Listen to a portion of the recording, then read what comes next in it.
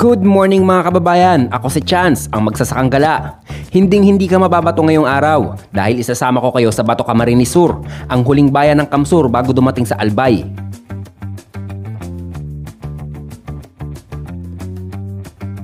Huwag malikot ang kamay, huwag ililipat ng ibang video, relax ka lang dyan, ako ang bahala sa'yo.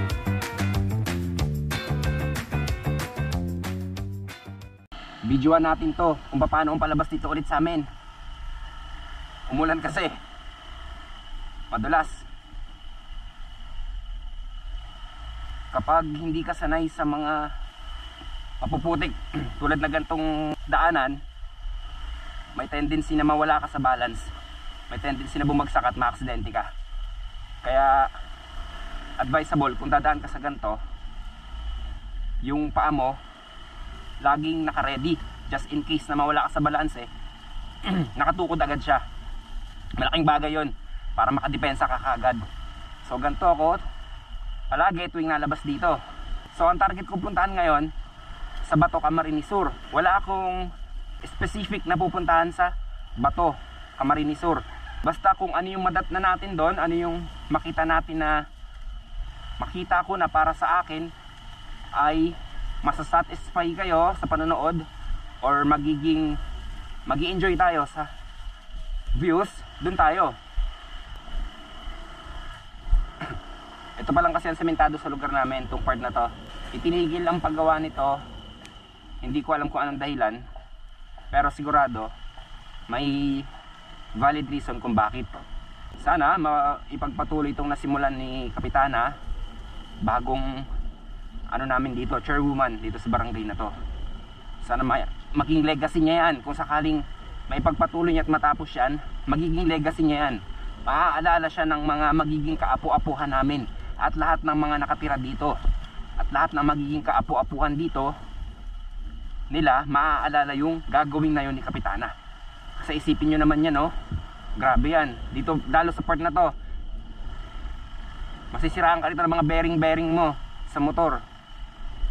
And then, ang malala pa, may tendency na madulas ka habang naglalakad at humataw ang ulo mo sa mga bato rito. Malalaki ang bato rito at mga batong buhay. At magkaroon ka syempre ng severe fracture, severe damage.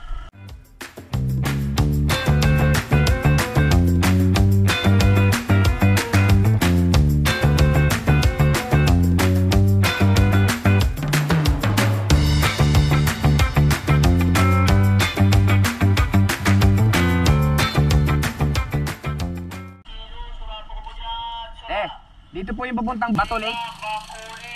Bato Lake. Salamat. Sa tuwing nabiyahe ako, mas prepared kong magtanong sa mga nadadaanan ko kaysa gumamit ng application map sa cellphone. Mas accurate ang magtanong than anything. Narating na natin ang sentro ng Bato. Guess what? Bakit Bato?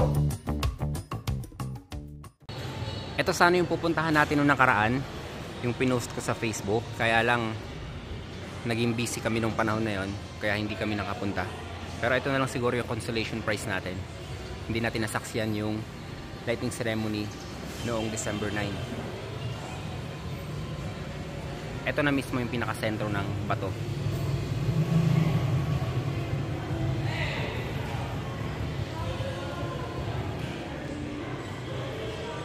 So puntahan natin ngayon yung pinakamunisipyo. Mali yung pinuntahan natin doon kanina. May police station kasi ako nakita. Kasi iba basically kapag may police station, nandun din yung pinakamunisipyo. So dito medyo may distansya yung pinakamunisipyo.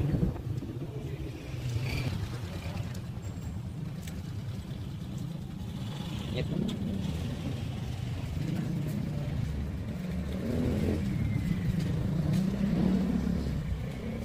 Ayos o. Pero mas magandang pumunta dito kapag gabi. Makikita mo dito yung pag-ilaw nitong area. Plan. Alanganin kasi pag gabi tayo na lalabas, tsaka hindi safe pag nagbabiyahe ng gabi. Kaya usually lagi akong nalabas tuwing umaga. So pero maganda talaga to siguro kung umaga ka, kung gabi ka pupunta rito.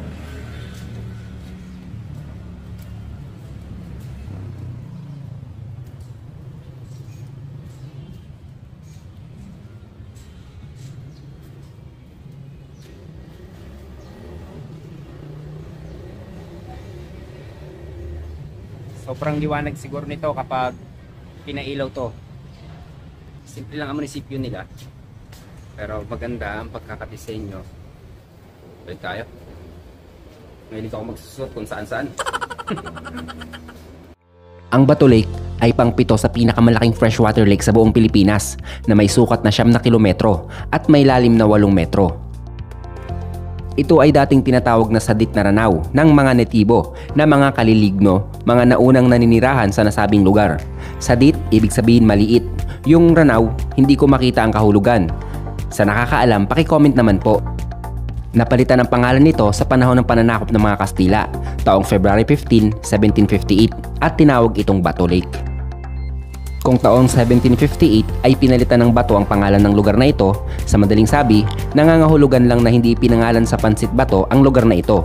Ang pangalang Pansit Bato mismo ang inagmula sa pangalan ng bayan na ito. Kung may mga makapanood ng video na ito na taga Bato Kamsur, ngayon pa lang nahingi na ako ng pasensya kung may mali sa sinabi ko. Paki-comment naman po kung ano ang tama sa kasaysayan ng Pansit at sa lugar na ito. Kanina nandun tayo sa isang lake dun sa malapit sa munisipyo. Ang sabi ng nakausap nating lokal doon, pumunta raw tayo sa may Bacolod, yung tawid doon.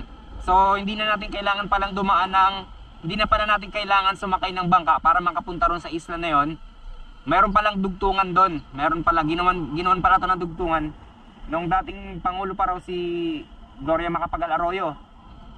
So susubukan natin puntahan yon at makikita din natin kung ano yung tinutukoy ng lokal na yon. Kung pupunta kayo dito sa tinatawag nilang Bacolod, medyo confusing yung daan. Kaya much better na magtanong-tanong kayo bago kayo kumaliwa o kumanan o kaya dumiretso. Kasi maraming lusutan. Ayan yung warning sign na nagsasabi na lugar na binabaha. Ang lawak ng lugar na to. Tapos binabaha. So sayang. Oo nga. Indikasyon nga na inaabot to ng baha. So ibig sabihin, tong surface na to, mababa. So kaya kung pansinin nyo, instead na gawin itong palayan, hindi na nila ginagawang palayan dahil automatic yan. Kapag inabot na ba ang palay mo, wala kang mapapakinabangan. Kahit yung pinuhunan mo, hindi babalik sa'yo. So magsasayang ka ng pera. Siguro advisable na gawin tong lugar kagaya ng mga yan, palaisdaan. So very good yun. Nag-take advantage sila na gawing palaisdaan. So nag-take advantage sila dahil sa mga tubig na yan, tubig tabang. Ito na siguro yung sinasabi sa akin ng lokal na nakausap natin kanina doon, si Kuya, na itong tulay na to ay pinagawa ni dating President Gloria Macapagal Arroyo. Solido yung mga bakal. Ito yung tinatawag nilang tulay ng Pangulo.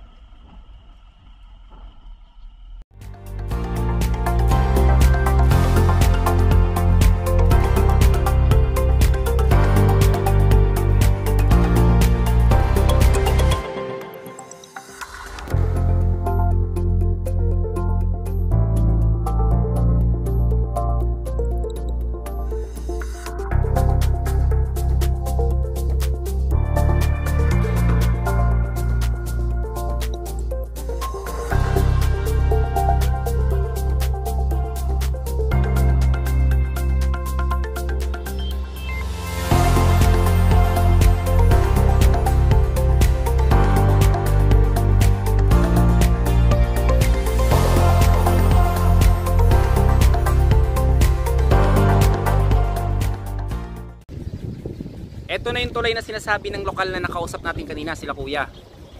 Ito daw yung pinagawa ng dating Pangulong Gloria Macapagal Arroyo. Hello, Madam Gloria Macapagal Arroyo. Ito na yung pinagawa mong tulay nung nasa termino ka pa. Salamat at pinapakinabangan pa rin. Ang saya no? Tinanong ko si ate doon kung ano pa bang magandang puntahan dito. At ang sabi niya, etong tulay na nga lang daw na ito. So hindi ako naniwala kasi feeling ko may magandang lugar pa doon banda ron eh. Na-feel ko talaga eh. Ayun. Pagpunta ko doon, lubak at wala akong Nakita maganda. Madalas kasi matigas tong ulo ko eh. Pala decision din kasi ako eh. Itong bato, itong dulo ng Camarines Sur, pagitan ng Albay. Dito nakatira si ano eh.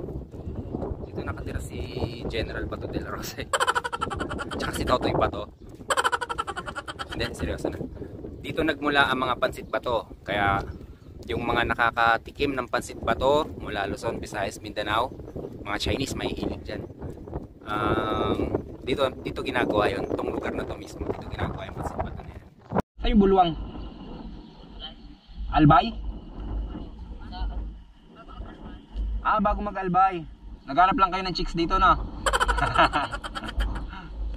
Sige, ingat kayo dyan.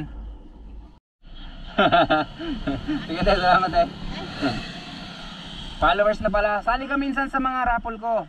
Nagpaparapol ako, bibigay ako damit, tapos herbal. Balik ako dito sa may tulay ulit, no? Apo. Thank you, te. Okay lang ba? Pakita kita sa video ko. Etong tulay na to, Agus Bridge. Ito ang tulay na nagbubukod. Naging boundary ng Camarines Sur, Bato at ng Pulangi, Albay. So hindi pa tayo ready pumunta dito sa Albay.